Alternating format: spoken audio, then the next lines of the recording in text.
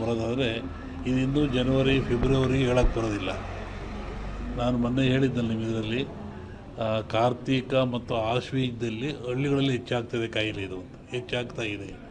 ಆಮೇಲೆ ಇನ್ನೂ ಮಳೆ ಬರೋ ಲಕ್ಷಣಗಳು ಭಾಳ ಇದ್ದಾವೆ, ಜನಗಳಲ್ಲಿ ಅಶಾಂತಿ ಆಗ್ತಕ್ಕಂಥದ್ದು ಲಕ್ಷಣಗಳಿದ್ದಾವೆ. ಏನು ಯುಗಾದಿ ಮೇಲೆ ಇದನ್ನು ನಿರ್ಣಯಿಸಬೇಕು ಏನು ಅಂತ. ನೆಕ್ಸ್ಟು ಇನ್ನೊಂದು ಸೆಕೆಂಡ್ ಟೈಪ್ ಇದೇ ಟರ್ನ್ ಆಗ್ತಾಯಿದೆ. ಟರ್ನ್ ಅಂದರೆ ಕಾಯಿಲೆ ವಾಯು ಬಗ್ಗೆ ಬರುವಂಥದ್ದು. ಈ ಕೊರೋನಾ ವಾಯುವಿಂದ ಬರೋದಲ್ಲ, ವಾಯು ಮಾಧ್ಯಮ ಅಲ್ಲ ಇದಕ್ಕೆ. ಕೊರೋನಾ ತೂಕವಾಗಿರುತ್ತಿದ್ದು, ತೂಕವಾಗಿರೋದ್ರಿಂದ ಕೆಮ್ಮಿದರೆ, ಕೆಕ್ಕಿಸಿದರೆ, ಉಗಿದ್ರೆ ಕಫ ಬಂದು ಆ ಕಫ ನಮ್ಮಲ್ಲಿ ಬರ್ತದೆ ವೈರಸ್ ಅಂತ. ಈಗ ನೆಕ್ಸ್ಟ್ ಇದು ಇನ್ನೊಂದು ಸ್ಟೆಪ್ ಏನೋ ವಾಯು ಗಾಳಿಯಿಂದ ಬರುವಂಥದ್ದು, ಅದು ಬಂದು ಮಾನಸಿಕ ವಾಸ್ತೆ ತರುವಂಥ ಕಾಯಿಲೆ ಇದೆ. ಅದ್ರ ಬಗ್ಗೆ ಇನ್ನೂ ಒಂದು 2-3 ತಿಂಗಳು ಕಳೀಬೇಕು ಅದರಲ್ಲಿ. ಅದು ಒಟ್ಟು ಮನುಷ್ಯ ಎಚ್ಚರವಾಗಿದ್ದು ಆರೋಗ್ಯ ಕಾಪಾಡ್ಕೊಂಡು ಸ್ವಚ್ಛತೆಯನ್ನು ಕಾಪಾಡ್ಕೋಬೇಕು ಮನುಷ್ಯ. ನೈರ್ಮಲ್ಯವನ್ನು ಕಾಪಾಡ್ಕೋಬೇಕು, ಅದು ಭಾಳ ಮುಖ್ಯವಾದ್ದು. ನಾವೇನು ಹೇಳಕ್ಕೆ ಅದ್ರ ಬಗ್ಗೆ ಅದು ಹಾಗೇನಿಲ್ಲ. ಮೊನ್ನೆ ಗ್ರಹಣಗಳು ಎಲ್ಲ ಬಂತಲ್ಲ, ಇದು ಭಾರತ ಕಂಡ ಜಗತ್ತಿನಾದ್ಯಂತ ಇದ್ರ ಭವಿಷ್ಯ ಅಂದರೆ ರಾಜಕೀಯ ವಿಪ್ಲವ ಅಂತದೆ. ಅಮೇರಿಕಾದಲ್ಲಾಯಿತು, ಮತ್ತು ಎಲ್ಲ ಕಡೆ ಆಗ್ತಾ ಇದೆಯಲ್ಲ, ಹಾಗೆ ಇಂಡಿಯಾನೂ ಸೇರಿದಂತೆ ಜಗತ್ತಿನಾದ್ಯಂತ ರಾಜಕೀಯ ವಿಪ್ಲವ ಆಗ್ತದೆ, ಏರಿಳಿತ ಆಗ್ತದೆ ಅಂತ ಒಂದು ಮಾತಿದೆ. ಅದು ಗ್ರಹಣಗಳು ಫಲದಿಂದ. ಅದಿನ್ನೂ ಡಿಸೆಂಬರ್, ಇನ್ನೂ ಒಂದು ಜನವರಿ ಒಳಗೆ ಟೈಮ್ ಇದೆ ಅದಕ್ಕೆಲ್ಲ. ಒಬ್ಬರು ವಿಷಯ ನಾನು ಹೇಳಲ್ಲ, ಜಗತ್ತು ರಾಜಕೀಯ ವರ್ಗದ ಬಗ್ಗೆ ವಿಪ್ಲವ ಅಂತ ಹೇಳ್ತಾರೆ.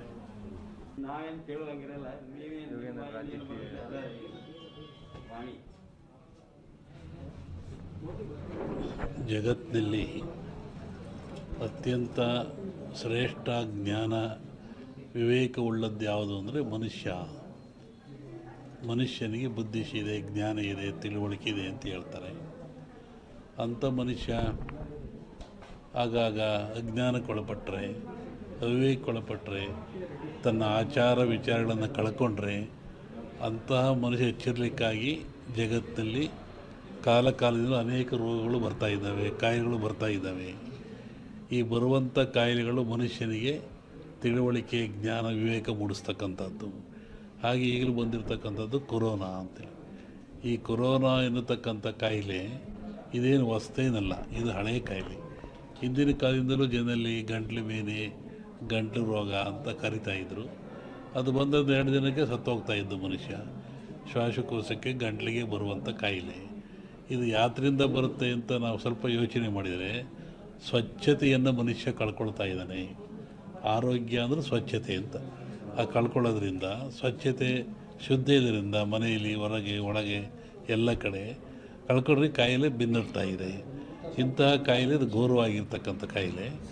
ಕೇವಲ 1 ಗ್ರಾಮ್ ತೂಕ ಇರತಕ್ಕಂಥ ಕಾಯಿಲೆ ಇದು ಜಗತ್ತನ್ನೇ ಎದುರಿಸ್ತಾ ಇದೆ. ಮನುಕುಲಕ್ಕೆ ಇದು ಮಾರಕವಾಗಿದೆ.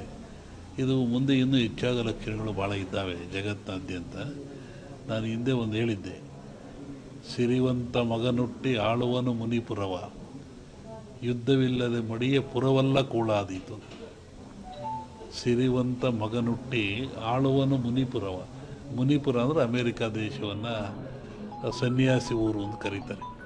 ವಿಷ್ಣು ವಾಮಾವತಾರದಲ್ಲಿ ಅಲ್ಲಿ ಅವನು ಭೂಮಿ ತೊಳೆದಿದ್ದು, ಸಂಪದ್ಭರಿತ ರಾಜ. ಅದು ಸನ್ಯಾಸಿ ದಾನ ಕೊಟ್ಟದ್ದು, ಅದನ್ನು ಮುನಿಪುರ ಅಂದರು. ಆ ಮುನಿಪುರ ಒಬ್ಬ ಸಿರಿವಂತ ಹುಟ್ಟಿ ಆಳ್ತಾನೆ. ಡೊನಾಲ್ಡ್ ಯಾರ ಮನೆ ಹೋದ ಹಚ್ಚಿದಿರ ನೀವು, ಅದೇನು ಅಗ್ನಿ. ನಾವು ನಿತ್ಯ ಬಾಳಲಿಕ್ಕಾಗಿ, ಬದುಕಲಿಕ್ಕಾಗಿ ಆಹಾರ ತಯಾರು ಮಾಡ್ತೀವಲ್ಲ, ಅದು ಯಾವುದು? ಅಗ್ನಿಯ ಮುಖಾಂತರ.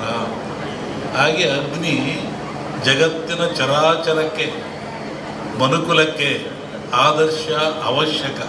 ಅಗ್ನಿಯಿಂದ ಯಾವುದೂ ಇಲ್ಲ. ಧಾರ್ಮಿಕವನಾಗಿ ಅಗ್ನಿಗೆ ಭವಿಷ್ಯವನ್ನು ಕೊಡ್ತೀವಿ ಅಂತ ಹೇಳೋದು ಒಂದಾದರೆ, ಅದನ್ನು ವಿರೋಧ ಮಾಡೋದು ಒಳ್ಳೆತನ ಅಲ್ಲ. ಯಾಕೆ ವಿರೋಧ ಹೇಳಿದ್ರೆ, ಅಗ್ನಿಯೇ ಆಧಾರ ನಮಗೆ. ಅನ್ನ ಮಾಡಲಿಕ್ಕೆ, ಚಹಾ ಕುಡಿಲಿಕ್ಕೆ, ಒಂದು ರೊಟ್ಟಿ ಮಾಡಿಕೊಳ್ಳಲಿಕ್ಕೆ ಏನು ತಿನ್ನೋಕ್ಕೆ ಅಗ್ನಿ ಬೇಕು. ಅಗ್ನಿ ದೈವೋ ಭವ. ವೈಜ್ಞಾನಿಕೂ ಅಗ್ನಿ ನಮಗೆ ಬೇಕಾಗ್ತಾನೆ. ಆನಂತರ ಕಟ್ಟಿಗೆಗಳು, ಹೊಸ್ವಿಯಕ್ಕ, ಮಾವು, ಮುತ್ತಗ ಇವೆಲ್ಲ ಬರ್ತವೆ. ಒಂದೊಂದು ಗಿಡದಲ್ಲಿ ಒಂದೊಂದು ಶಕ್ತಿ ಇರ್ತದೆ. ಒಂದೊಂದು ಫಲವನ್ನು ಕೊಡ್ತವೆ. ಕಾಡಿನಲ್ಲಿ ಋಷಿಗಳು ಆಶ್ರಮದಲ್ಲಿ ಯಜ್ಞವನ್ನು ಮಾಡ್ತಾ ಇದ್ರು, ಹೋಮವನ್ನು ಮಾಡ್ತಾ ಇದ್ರು. ಅಂದರೆ ಆ ಧೂಮದಿಂದ, ಆ ಹೊಗೆಯಿಂದ ಪರಿಸರ ಶುದ್ಧವಾಗ್ತಾ ಇತ್ತು. ಮತ್ತೊಂದು ಒಳ್ಳೆ ಮಳೆ ಬೆಳೆಗಳು ಬರ್ತಾ ಇತ್ತು. ಕ್ರೂರವಾದ ಪ್ರಾಣಿಗಳು ಕಾಡಿನಾಗ ಯಾರು ಇರ್ತಾರೆ? ಕ್ರೂರವಾದ ಪ್ರಾಣಿಗಳಿರ್ತವೆ. ಆ ಪ್ರಾಣಿಗಳು ಸಹಿತ ಮನುಷ್ಯನನ್ನು ಹಿಂಸೆ ಮಾಡಲ್ಲ. ಈ ಯಜ್ಞ ಮಾಡೋದ್ರಿಂದ, ಹೋಮ ಮಾಡೋದ್ರಿಂದ, ಆ ಬಂದ ಧೂಮದಿಂದ ಮನಸ್ಸು ಪರಿವರ್ತನೆಯಾಗಿ ಶಾಂತ ಸ್ವಭಾವಕ್ಕೆ ಬರ್ತವೆ. ಆವಾಗ ಮನುಷ್ಯನೊಂದಿಗೆ ಅವು ಸ್ನೇಹಿಗಳಾಗ್ತವೆ. ಅನೇಕ ಕಥೆಗಳನ್ನು ಕೇಳಿದ್ದೀವಿ. ಸ್ವಾಮಿಗಳಿದ್ದರು, ಅಲ್ಲಿ ಹುಲಿ ಬರ್ತಾ ಇತ್ತು, ಸಿಂಹ ಬರ್ತಾ ಇತ್ತು, ಹುಲಿ ಮೇಲೆ ಸ್ವಾಮಿಗಳು ಹೋಗ್ತಾ ಇದ್ದರು. ಅಂದರೆ ಯಜ್ಞ ಯಾಗಾದಿಗಳ ಫಲದಿಂದ ಬರುವಂಥ ಹೋಮಾದಿಗಳ ಧೂಮದಿಂದ ಅವು ಮನಃಶಾಂತಿ ಆಗ್ತಾ ಇತ್ತು, ಕ್ರೂರತ್ವವನ್ನು ಕಳ್ಕೊಳ್ತಾ ಇದ್ದು ಒಂದು ಚಿಂತನೆ ಇದೆ. ಆನಂತರ ರಾಜರು ಮಹಾರಾಜಗಳು, ಇವತ್ತಿನ ರಾಜರಿಗೆ 10 ರೂಪಾಯಿ ಕೊಡೋ ಶಕ್ತಿ ಇಲ್ಲ ಸರ್ಕಾರದನ್ನು. ಆವತ್ತಿನ ರಾಜರುಗಳಿಗೆ ತಲೆಯನ್ನು ಕಡಿಸುವಷ್ಟ ಶಕ್ತಿ ಇತ್ತು. ಇದ್ದಲ್ಲೇ ಆದೇಶ ಕೊಡ್ತೆ ತಲೆ ಕಟ್ಟು ಮಾಡುವಂತಿದ್ದ ಅವನು.